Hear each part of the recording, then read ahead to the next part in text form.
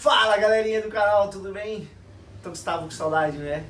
Pois é, essa piadinha interna aqui é só pra poucos na Next que já estão com a gente há muito mais tempo. Se é a primeira vez que você tá vendo um vídeo meu, não esquece de se inscrever no canal aqui embaixo, ó, vai aparecer, pra você receber todas as notificações futuras. Bom, eu tô aqui hoje pra falar de um assunto que acho que aqui dentro da Next pouca gente sabe como é que funciona. E a intenção que eu vim aqui é pra gente poder difundir um pouco mais essa informação. Hoje eu vou falar a respeito de estufagem de container, né? É algo que está dentro do nosso dia a dia, dentro de todos os nossos clientes, só que a gente acaba não entendendo como que funciona. Então eu vou começar a explicar um pouquinho mais como é que a gente vai trabalhar em relação a isso. Bom, dentro dos Incoterms que a gente tem, dos Incoterms agora atualizados para o Incoterm 2020, a gente tem as definições de responsabilidade de cada pessoa. Mas a estufagem do container, por uso e costume, ela não respeita a convenção dos Incoterms 2020 ou qualquer outro. É normal que mesmo no Incoterm Ex-Works, que seria a responsabilidade do importador, do comprador, a estufagem ainda é feita pelo exportador. Porque o exportador ele tem muito know-how de como que aquela mercadoria dele é melhor acondicionada dentro de um container. Então é muito mais fácil que ele sabe qual é a quantidade que cabe dentro do container, como que eu aloco, como que eu deixo aquela carga segura dentro do container.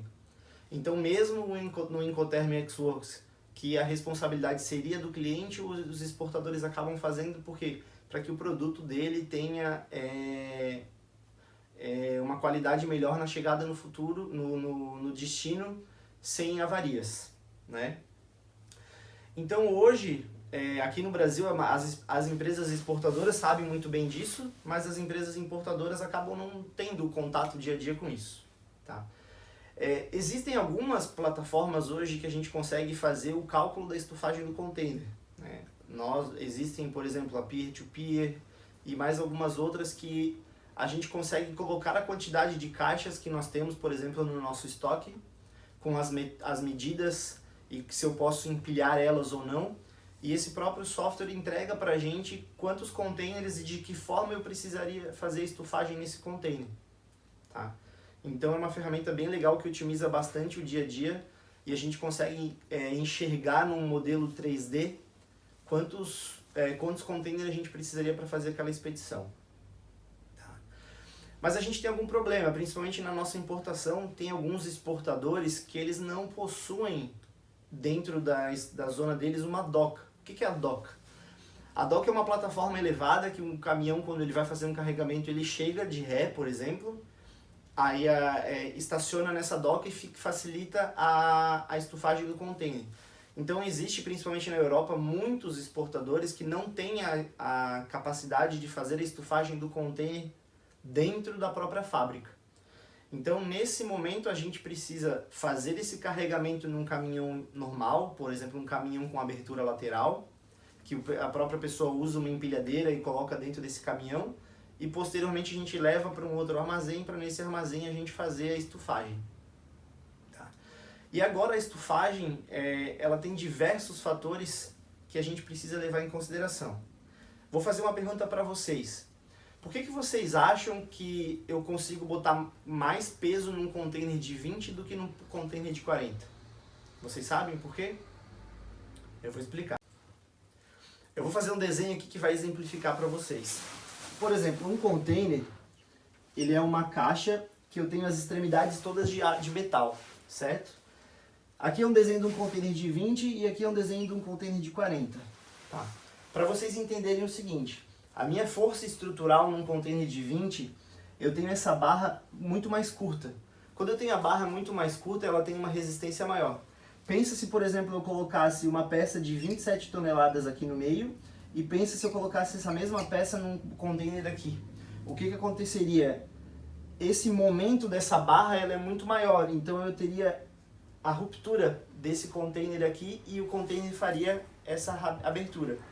Por isso que mesmo sendo um container de 40, o payload normalmente é menor do que um container de 20 super testado. Ou seja, eu consigo botar mais peso num container de 20 em cargas mais densas do que num container de 40 em virtude disso. Outro fator muito legal que as poucas pessoas sabem Por exemplo, as bobinas de aço, peças muito pesadas, elas são sempre movidas em container de 20.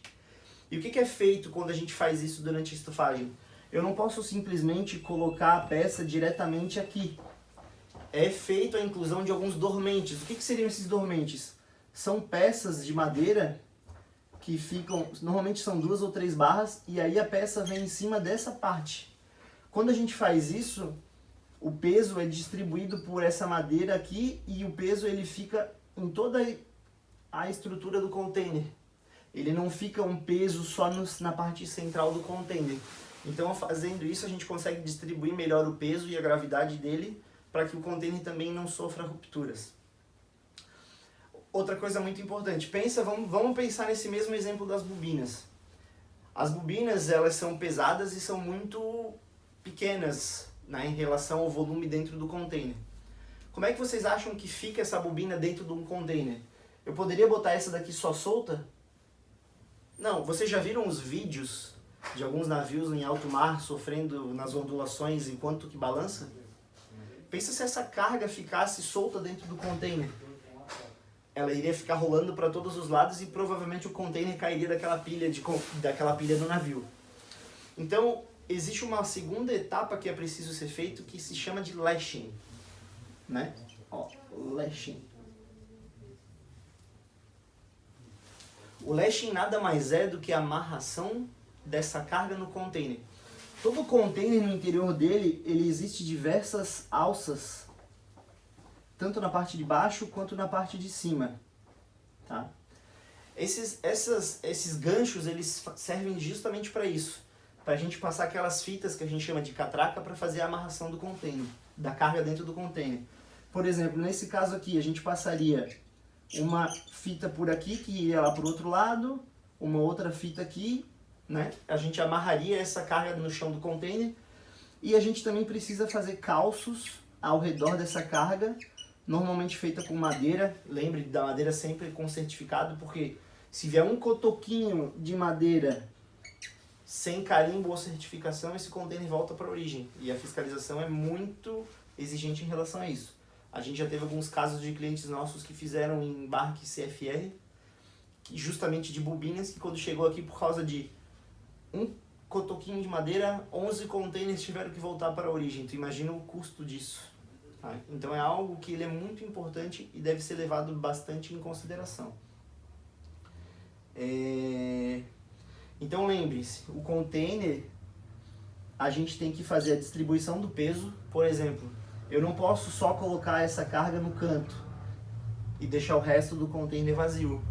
Se eu tenho um volume só, o ideal é que a gente coloque ele centralizado. A mesma forma, se eu tiver várias, é melhor eu fazer ela uma linha assim do que eu empilhar tudo num canto. Tá? Então isso são todos os detalhes que precisam ser levados em consideração na estufagem de um container. Ó, viu? Meu quadro é mágico aqui, ó. Ele apaga do nada. Mas é bom que a gente vai desenhar mais algumas coisas juntas. Bom, outra coisa que a gente tem para trazer para vocês são os diferentes tipos de container. Tá? Existem algumas cargas que precisam de containers especiais para serem carregadas. Né? Por exemplo, cargas que são muito altas, ou muito largas, ou compridas, eu não consigo fazer a estufagem dessa carga pela porta. Por exemplo, vou explicar o motivo. Pensa numa carga que tenha, vamos supor lá, os seus 7 metros de comprimento. Tá? E aqui eu tenho o container, a portinha do container. Tá? Se eu for estufar essa carga pela porta, como é que eu faria isso usando uma empilhadeirinha? Vou tentar desenhar uma empilhadeirinha aqui, né? Espera aí, erros técnicos aqui. Tá? Eu usando a empilhadeira, se eu fosse levantar ela por aqui, os garfos, na hora que eu fosse levantar, essa carga ela iria ficar assim, mas eu não iria conseguir tirar ela do chão. Então eu não consigo estufar esse tipo de carga no container. Para isso a gente vai fazer a utilização de um container que a gente chama open top. Tá? Esse container, a parte de cima dele, ele não tem o teto. E aí a gente faz um uso de um guindaste, ou pode usar até uma heat stacker, que é um tipo de empilhadeira, para fazer o içamento dessa mesma peça e colocar ela por cima. E aí a gente conseguiria colocar essa peça por aqui. Depois que a gente faz esse içamento e a gente depois amarra essa carga dentro do container, a gente faz o enlonamento desse container. Aqui em cima a gente tem uma lona que a gente passa um cabo de aço, e esse cabo de aço ele tem um lacre. Vocês sabiam disso? Pouca gente sabe. E aí que mora um dos maiores problemas que a gente tem nas divergências de lacre. Porque o exportador, quando ele termina de fazer a estufagem dentro do estabelecimento dele, ele coloca essa fita de aço, né, que na verdade é corda de aço na lona, e quando ele encerra, ele inclui o lacre para dizer que ele terminou de fazer a estufagem e ele é responsável por tudo que tem dentro do container. Só que em muitos dos casos a gente possui inspeção da aduana. Então lá no porto de origem, os fiscais eles podem abrir esse lacre, certo? Para poder tirar a lona e verificar a mercadoria, para ver se realmente condiz com aquilo que está na declaração do embarque. E depois, quando eles terminam esse enlonamento de novo, eles passam o cabo de aço de novo, e aí eles colocam outro lacre. E aí a gente começa a ter essa divergência nessa informação do lacre. Então, se isso acontecer com vocês, a primeira coisa que vocês têm que entender é verificar se não houve uma inspeção na aduana e se não precisa fazer e confirmar essa troca do lacre. Ó, tô ficando bom, hein? Gente, tem mais uma coisa dentro ainda desse tipo de container que vocês vão fazer uma pergunta. Tio Joel, e quando a carga for mais alta do que o container? Excelente pergunta. Vamos lá. A gente tem o que a gente chama de engage e out of gauge. Meu Deus, o que é isso? Engage, out of gauge. Minha letra é horrível, mas, por favor, não cometam os erros que 99% dos brasileiros do comércio exterior cometem, que é chamado de engauge ou out of gauge. É engage, out of gauge. Se numa ligação internacional tu for falar out of gauge, o cara não vai entender o que tu está falando. Então tomar bastante cuidado com isso. O que é isso? Todo container possui as limitações dele. Por quê?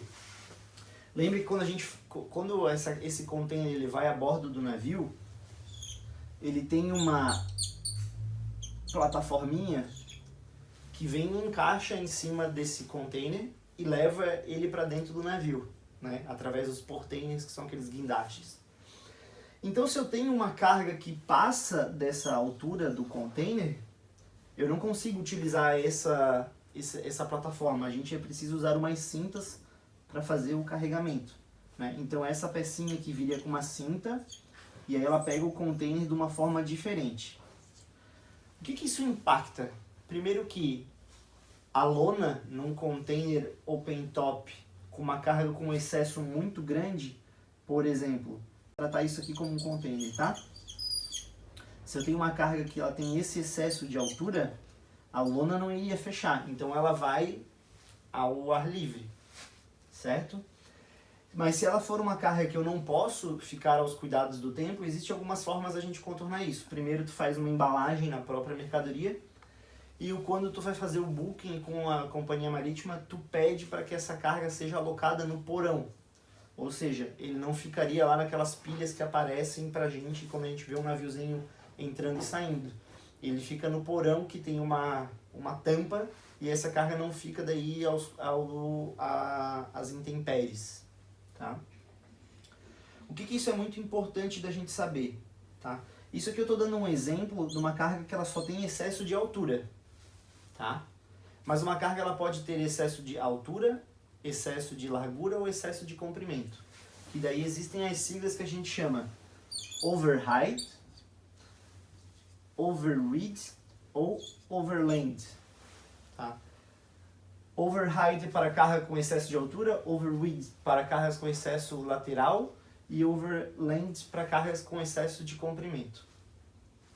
Essas cargas normalmente quando elas têm excesso de comprimento, a gente faz o embarque no chamado breakbook. Como que é esse breakbook, João? Deixa eu pausar que eu preciso apagar aqui, rapidão. Vamos voltar aqui. Por exemplo, eu estava dando o exemplo que a gente chama de carga breakbulk, que são cargas overland, tá? Dentro dos containers, que eu expliquei, cada container tem a limitação, né? Então, quando uma carga ela tem excesso de largura, eu já não consigo colocar ela dentro de um container open top. Então, a gente faz a utilização de containers plataformas, que a gente chama de flat racks. Esses containers, eles são um container que ele só tem as bordas laterais e ele é aberto dos dois lados. E eu posso também dobrar essa parte aqui para a hora de movimentar, mas é comum que elas fiquem abertas e a carga fica condicionada dentro deles. Então uma carga que a gente tem, eu vou fazer um desenho lateral aqui, tá? Ó, por exemplo, aqui é o container, eu vendo ele de frente. E aqui eu tenho uma carga com excesso lateral. Ela ficaria assim em cima de um container flat rack. O grande problema acontece quando a gente tem uma carga que ela é comprida. Porque como eu preciso fazer esse içamento desse container por essas daqui, eu não consigo botar uma carga comprida, certo? Então o que é feito? Isso nesses casos é feito uma coisa que se chama cama de flat racks, tá? São alocados vários flat racks um do lado do outro. Cada um deles tem uma largura de 2,51, 2,45, não me recordo. Que seja o suficiente para que quando eu olhe por cima, por exemplo, essa é uma imagem de cima e cada um deles aqui é um flat rack, tá? Essa carga ela ficaria condicionada em cima de vários flat racks e aí todos eles amarram. Isso aqui normalmente é feito direto pela companhia marítima no navio, tá? Então esse tipo de carga, por exemplo, tanques muito grandes, eles são levados num caminhão especial até o porto de embarque. E nesse porto de embarque, quem faz isso daqui diretamente é o armador. Não é o exportador que faz. Tá? Então, outra coisa que a gente tem que lembrar que é muito importante, por um exemplo, esse container aqui, que é o flat rack, essa plataforma tem 70 centímetros de altura. Tá? E o container total, normalmente, quando é um flat rack high cube, ele tem 2,69 de altura.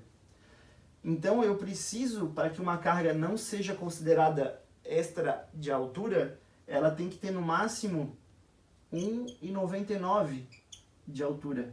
Porque 1,99 mais os 70, ele vai me dar o limite dessa carga ficar engage. Engage de altura, mas das vezes não de largura. Por que isso é muito importante? Todos esses excessos, o overland, o overwidth e o overheight, ele vai impactar diretamente no frete internacional. Por quê? A companhia marítima, ela vai cobrar da gente a utilização desse espaço que ela não consegue vender para outra pessoa. Como assim, João? Por um exemplo. Bom, eu tive que desenhar aqui porque era um pouquinho mais complexo esse caso. Esse caso aqui que eu trouxe para vocês para explicar o porquê que existe uma diferença grande em cargas extradimensionadas no preço. Esse daqui a gente está vendo um container de frente, tá? Vou botar aqui meu celular aqui para mostrar. Container de lado, container de frente. Essa é a visão de um container flat rack, tá?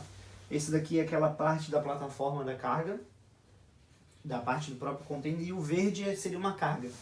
Essa carga aqui a gente chamaria ela de overwidth e overhigh. O que isso impacta? Vocês conseguem ver que quando tu vê um navio com todos os containers a bordo, todos eles são empilhadinhos certinho, certo? Isso porque existem os espaços. Nesse caso aqui, como eu tenho um excesso de altura, o armador ele me cobraria o espaço de todos os containers que ele não poderia colocar ao redor. Por exemplo, eu pagaria esse espaço específico, eu pagaria esse espaço específico, eu pagaria esse daqui, eu já pagaria 3. Só que aqui em cima, eu também não consigo botar em cima. Então, nesse caso aqui, o armador me cobraria a alocação de 6 espaços, ao invés de 1. Então, se eu tenho um frete, no mínimo esse container sairia 6 vezes mais caro naquela mesma rota. Mas aí a gente tem a questão de que tem amarração, tem o tipo do container especial, ele é mais caro. Então, por isso que normalmente um frete de uma carga flat rack é muito mais caro do que uma carga numa carga containerizada. Principalmente por esse motivo de que eu não conseguiria colocar várias cargas ao redor e eu acabo usando espaço. Ah, João, mas por que que o armador não coloca no topo? Lá na última plataforma, porque daí ele não precisaria me cobrar esses daqui de cima. Cara, tudo bem, poderia existir isso. Mas vocês entendem que o mesmo navio, ele vem fazendo várias rotas. Ele, por exemplo, vamos pegar um exemplo um que saia da China. Na China ele passa pelo porto de Busan, da Coreia, Busan, depois ele vai em Qingdao, Xangai, Ningbo, Hong Kong, Singapura, Santos, Paranaguá, Itapuá, Navegantes, Itajaí, Rio Grande, Montevidéu e Uruguai. Essa é uma rota normal que esse navio faz. E quando eles fazem o plano de carregamento dos containers, eles precisam entender e fazer a alocação para que tenha o mínimo possível de movimentos. Então é praticamente impossível eles dizerem que eles vão conseguir colocar aquela carga no topo, porque eles não sabem quais as cargas que estariam abaixo, que depois ele precisaria fazer um movimento para tirar essa carga de cima para pegar as cargas de baixo. Então o armador nunca vai fazer isso. Ele vai cobrar os espaços que tu utilizaria. Óbvio que isso daqui vai no topo, né? Mas ele sempre vai te cobrar porque ele quer ganhar dinheiro em cima da gente. Resumindo. Por fim, gente, existe um último container que eu queria trazer para vocês que pouca gente sabe, que se chama um container que se chama MAF. O que é um container MAF? Um container MAF é um container plataforma que tem rodinha. Sim, um container que tem rodinha. Esse container, ele tem uma capacidade de peso muito maior do que um flat rack, do que um open top, do que um container. A gente consegue botar cargas de até, dependendo da plataforma, 75 toneladas em cima desse container. Tá? 75 tons. Qual que é o problema? Esse tipo de container a gente só vai ver quando a gente tem aqueles navios que a gente chama de ro-ro, que é o roll-on, roll-off. São aqueles navios que a gente viu algumas vezes aqui trazendo aquelas cargas de veículo, sabe? Então o que acontece? Eu vou colocar essa carga aqui em cima dessa plataforma, depois vem um tratorzinho, né? Deixa eu tentar desenhar um tratorzinho aqui, com a rodinha, ele engata e ele leva essa carga a bordo do navio e depois no destino ele tira. No Porto de Paranaguá tem bastante operação com esse tipo de container, porque a gente lá tem bastante movimentação de carga ro-ro. A carga ro-ro, num comparativo com uma carga flat rack, ela é bem mais barata. Então se eu tenho um porto que consegue operar essa opção de plataforma MAF, ela com certeza vai ser muito mais em conta do que um navio, do que uma operação com flat rack. Tá? Ela funciona da mesma forma, eu também tenho que fazer as amarrações. Ela tem um limite de altura, porque eu tenho a boca do navio, que é onde é a porta da garagem do navio. Então tem que tomar atenção em relação a essa questão da altura do navio, da altura da carga, tá? Mas em relação a ela é um custo-benefício. Eu já cuidei de algumas cargas ro-ro, que por exemplo, enquanto que essa carga se fosse embarcada num flat rack custaria, por exemplo, $90 mil, num ro-ro ela custaria $15 mil. Então ela tem uma diferença muito grande, tá? E a gente consegue trazer uma economia grande para o nosso cliente e também aumentar um pouquinho o nosso profit. Bom, acho que é isso, gente. Eu tentei trazer aqui o máximo de informações possíveis em relação a isso, tá? Óbvio que pode ter esquecido alguma coisa. Se você tiver alguma coisa, pode mandar a pergunta depois que a gente responde, tá? E aí, no possível, com as novas ideias e novas dúvidas, a gente pode fazer um segundo vídeo. É isso aí, galera. Valeu, abraço. Tchau, tchau.